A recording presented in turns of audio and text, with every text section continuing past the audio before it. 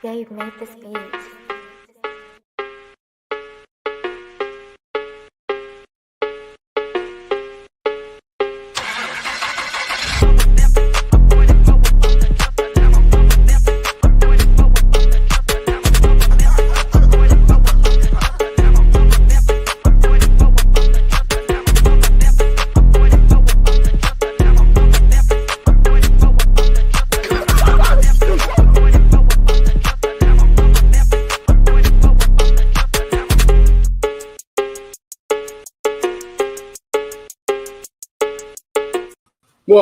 Welcome to Say Like a Champ, episode 307. It's your boy A-Dub. And your boy Strizzy. Welcome back, Slap Fam. What's good? What it do? We back in the building once again, and we're doing a little pre-record magic as we got some big things going on today, some big celebrations and such like that. And, you know, we've always talked about it. It's part of our summer slowdown, so not a lot of crazy things going on in sports, but as always, we got to keep it going. We got to keep the train moving. Episode 307 weeks in a row of bringing you Say Like a Champ. So with that being said, we got a few topics to touch on real quick before we jump up out of here. But as always, love to do a little quick check-in. My partner, Strizzy, how you feeling today? Man, I'm feeling good, man. You know what I'm saying?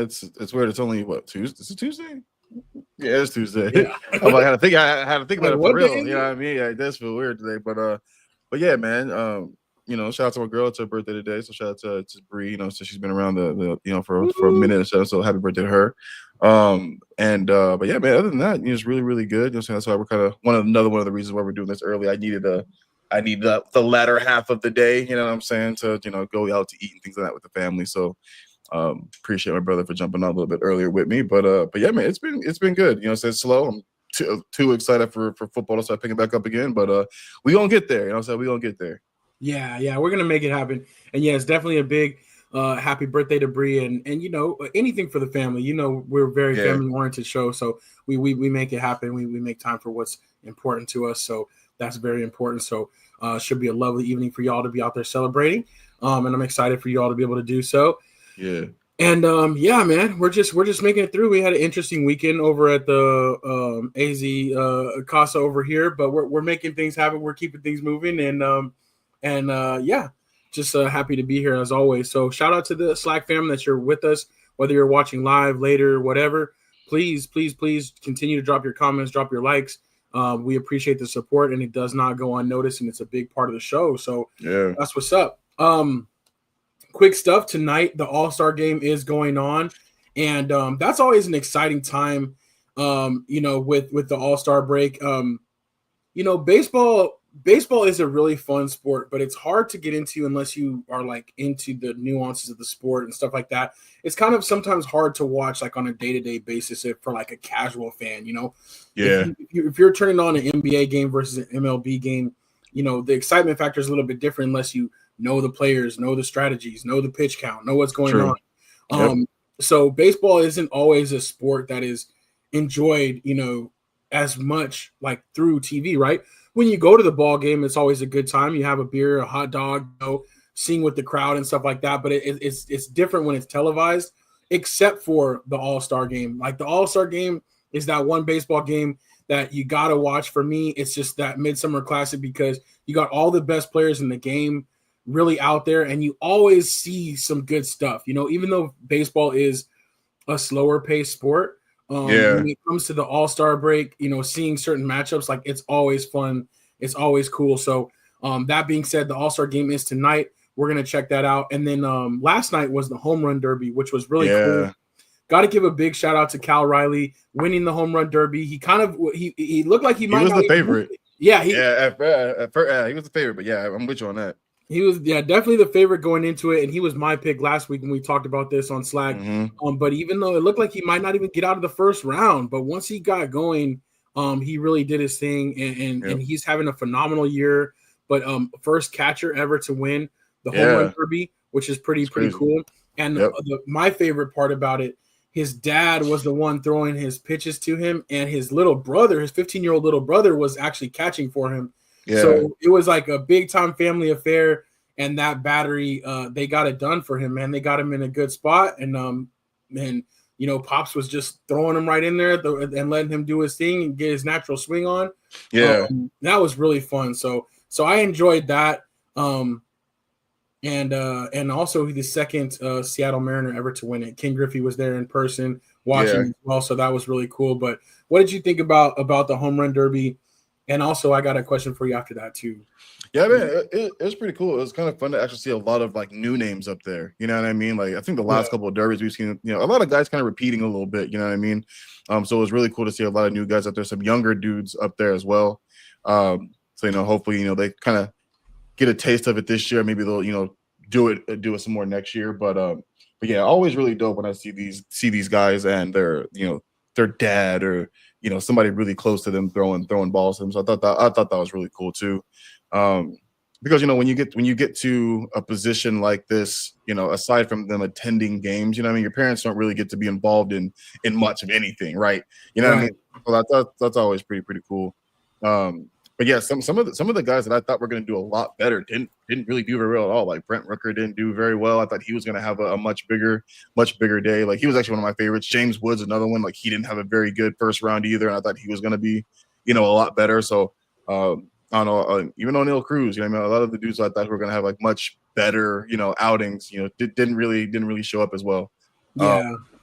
But aside from that, man, it's always fun. You know what I'm saying? Like, would love to be able to get to a home run derby one day and just be out there trying to catch a ball because you're going to get plenty of chances. You know what I mean? So that'd be dope.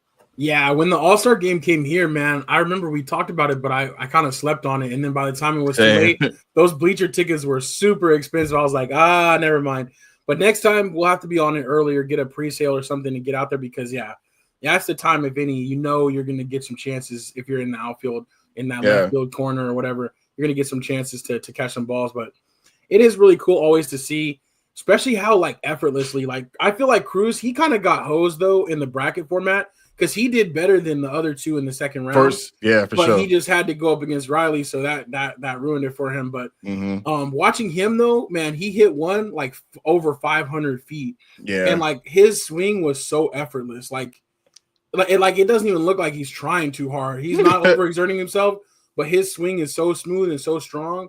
Like seeing those fly out of the ballpark to right field, that was super dope. Like in places where I'm sure balls have never landed, like on the roofs of stuff and on the second deck and everything like that. So that is always super cool to see.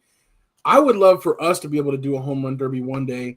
And I know we have one batting cage that does like the virtual thing where you can see how far it would go. Right. But I would love to get up on like a little league, not like totally little league field, but like a nice field with a fence that's like not too far, and have us do our own little home run derby. I think that would be super dope. That would be fun. That would definitely be fun. We're gonna have to see if we can book it somehow. Yeah, I mean that would be dope. I mean, we've already done basketball. We did the pitching one. Like, yeah, we would definitely do another batting one. We do some home runs, even like a football one. Like, throwing them in the trash can or something like that deep out. Like, but yeah, that would be dope too. For football, I think like a punt, pass, kick, whatever. Like that would be kind of fun. Like total yardage added up or something like that. Hell yeah. I'm not trying to race you in a 40-yard dash, that's for sure. But,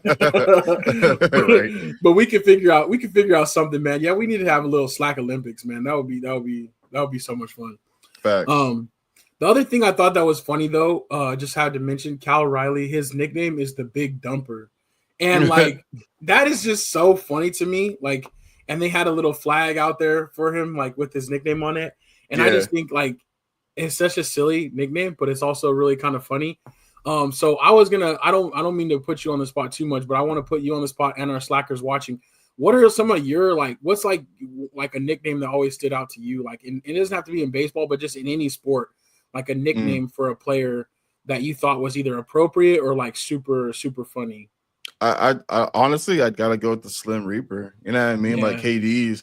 It's funny. Like he, obviously, like I'll never take away what KD has done for the league, especially as a pure scorer. But like I just feel like that one was just like one of the best ones, right? Like remember, he's like super slender dude, and like he be killing them. You know what I'm saying? It's like the Slim Reaper, like maybe cliche, but like that's always been one of my favorite ones. As soon as that one like popped out, I was like, yo, that's like perfect. Ideal. Like it don't get much better than that for me for somebody else coming up with a nickname for you. You know what I mean? So I don't know. I think that one's definitely gonna be one of my favorites for sure. Yeah, I like that one. That's a good call out. Just because like you said, his his frame, like and like his game put together. Exactly, all of that. Like I don't know, it's dope. Yeah, that's tight. That's tight. I like that one. Yeah, Slim Reaper. That's a really good one. I think there's definitely been some favorites of mine through the years. I don't know how Paul Pierce got the truth to be his nickname, just because. But that's a dope nickname. But I don't like Paul Pierce like that. But at the same time, like, that's a dope nickname. Same. But one of my favorites was Tractor Trailer. I don't know, way back in the day from Michigan. He was just a big guy too, and I just always thought that was a dope one, Tractor Trailer. But there's a lot. So I would love to hear from our slackers, like in the comments. Let us know what are some of your favorite nicknames through the years. That would be super dope to see, and we'll have to run through them next week. But yeah, I think that's all we had really for baseball. NBA, Summer League. We have some impressions from Summer League. And it's still going on, and it's kind of cool because as you get into the later parts of Summer League, you see the actual, like, how do I say it? But the teams that are not as good, but they have good youngsters, like they actually start doing good and they start to gel together. But it's early on in Summer League when you see the draft picks and you see the flashes and the pop outs. So I wanted to hear your thoughts on like who stood out to you in the early weeks of Summer League. It's kind of funny. It's funny the kid that the Suns drafted. He's like a Booker clone. I forget what his name is right now, but his entire game is just completely like Devin Booker's. There's another Asian cat too. Who's been playing kind of out of his mind. He reminds me of like an Asian Joker, like an Asian Jokic. Like he's been hooping. Like he's a kind of slower dude, but passes so well, shoots the three from deep. Like, CC? No, it's not CC. I'm forgetting what his name is. But for the Grizzlies. No, I think for Trailblazers. He's on the Trailblazers. Okay. Yeah, but I'm looking at that kid. I'm like, man, no wonder they let Ayton go. You know what I mean? Because like this dude's gonna just come in here and I think he's gonna be good, dude. I don't know. I got really high hopes for this kid. So. Watching some of these new guys play, I think it's a lot of fun. You know what I mean? So we'll see what happens. Yeah, I love it. I love to see it. Like who is going to stand out, of course, because it's under like some competition that's a little bit more fair. But who can carry that over into the season and to play some meaningful minutes? Facts. That part is always cool to see. Yeah, my bad. So. I think that, for me, I did want to touch on Cooper Flagg. He got shut down after his second game. Had a pretty solid debut. Was a little bit tired, shot a lot, but still scored some points. But then in his second game, had a 40-point game. And the Mavericks, I think, did the right thing by being like, we've seen enough. We don't want to get him hurt. We got big plans for the kid. And I do think that he's going to be really good, especially considering the situation that he's going into. He's going to have a lot of chance to grow. Depending on how they come back from injuries, because of course Kyrie is injured right now, AD stays injured, Clay stays injured, but depending on how they are health wise, like once kind of the season gets going in like that mid season or around Christmas, I think that he's gonna have a chance like early on to kind of get his feet wet, and then once they're all full strength, he's gonna be able to ball out. So I am excited for him. It would actually be really, really nice for him to be able to be the main, not the main, because obviously like AD is going to be back day one. You know what I mean? So he'll have AD there.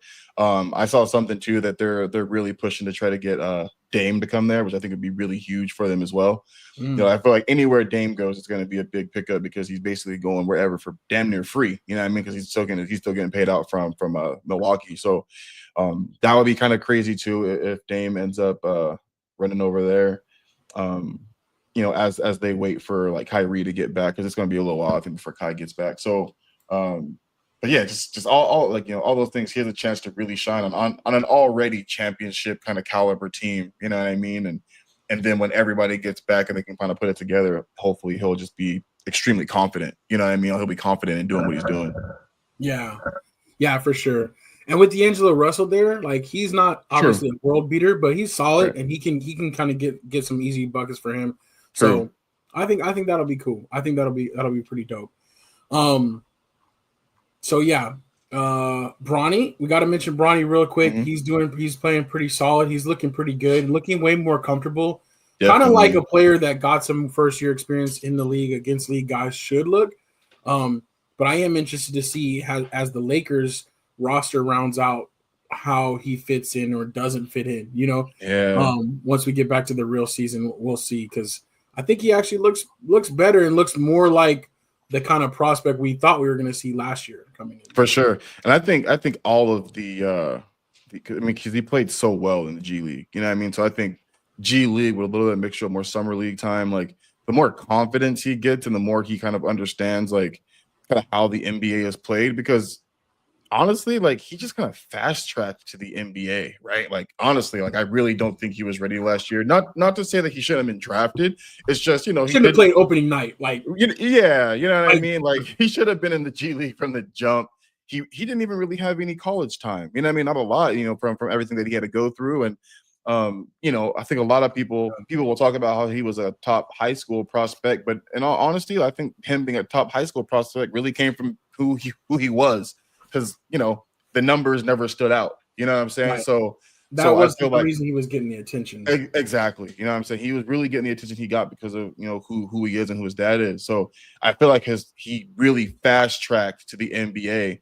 And not to say that he's not a good NBA player, because from what we've seen, like I said, in the G League and in the summer league right now, like he's playing really, really good basketball. So I feel like he could definitely be a little bit more time, obviously, but I think he's way more ready now to play in the NBA in his second year than he definitely was last year. So I'm rooting for him, man. I know he wants to be in the NBA on his own accord and not because of who his dad is. So I see him out there busting his ass. So I hope he continues to work.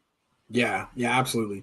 And especially the things behind the scenes that you don't think about, the motivation it takes to keep yourself in shape, to keep yourself as an elite athlete, the practice, the hard work that it takes. Yeah. When essentially he doesn't need to do any of that. Like, and Mayweather even talked about this way back, but it's like he always said, like, it's hard to get up like at 4 a.m. to like run and work out, like when you're in silk sheets, you know what I'm saying? When you're a millionaire already. Like, so it does take a different motivation to like get up and work that hard when you don't necessarily have to. So I got to give respect to that. True. He's like, yo, he's fine. He could do nothing and be fine, Yep. But he's not choosing to do that. He's choosing to continue to work and put himself out there. So that kid could do anything he wants right now. He could do anything he wanted. Right. Like basketball could be the last thing on earth that he'd want to do, and he'd still be successful doing it because who he is. So, like you said, getting up every day and hooping and training and working out and things of that nature, like you have to really want this, you know what I mean, to continue to do that. That's so true. Especially after the scare. Like I'd be like, I'm good. I'm straight. Yeah. So my dad got enough money for me, my kids, kids. We gonna be straight. We all good. We all good. So no, but that's dope. That's super dope. All right, cool. A couple signings in the NFL, nothing too crazy, more just like extensions. Sauce Gardner for the Jets, now highest paid cornerback. I think he got like 4 years, 120 million, which is crazy for a cornerback, but we always have to remember like the scale changes, right? So we always think like, dang, that's crazy money, but pretty soon that will be average, That's just the way it's going. The Chiefs guard Smith, he got a new deal. Also Garrett Wilson from the Jets got a new deal. And so all of them making big money. But nothing too crazy going on in the NFL right now. Again, it's kind of that summer slowdown, but the craziest thing is I think we're only like 4 weeks away from preseason. And I mean, I don't know, let me get this straight real quick, but I think the Hall of Fame game, which is usually where we see the first NFL preseason action, the Hall of Fame game, oh my goodness, actually it's taking place Thursday, July 31st. So that's like 2 weeks away. That's like 2 weeks away. Yep. So we're ready to go. Obviously that's super early, and it's not going to be a lot of guys that we know about or are concerned with, but still, that will be the Detroit Lions playing the Los Angeles Chargers, and that's going to be our first taste of NFL football. Thursday, July 31st, in 2 weeks. That's awesome. So it's coming quick. We're gonna be ready to rock, and we're almost through the summer slowdown. Yeah. So anything else? Oh, one other thing I did want to talk about before we jump off too is the Open is this weekend, formerly known as the British Open. But the golf, the Open is this weekend, and that'll be interesting to see. I feel like that's the most challenging major on the tour, just because like the courses are usually hard and the weather usually sucks. Yeah. So I love to see like the best golfers have that like super challenge. Like it's obviously fun to see them go out there and post low scores, but it's also fun to see them have trouble and to be in trouble and see how they manage that. So so that's coming up this weekend. So if you're into golf, definitely check that out. That's something we don't want to miss. Definitely. All right, Strizzy, I think we hit it. Do we miss any other topics? I don't think so. Okay, I think we got it. Yeah. Cool. So again, appreciate y'all rocking with us. Episode 307 of Say Like a Champ. But again, we're knocking this one out early so we can be with the family tonight, and we will see y'all next week again. But enjoy the All Star Game, enjoy the Open this weekend, and until next time, it's your boy A-Dub and your boy Striz. Peace.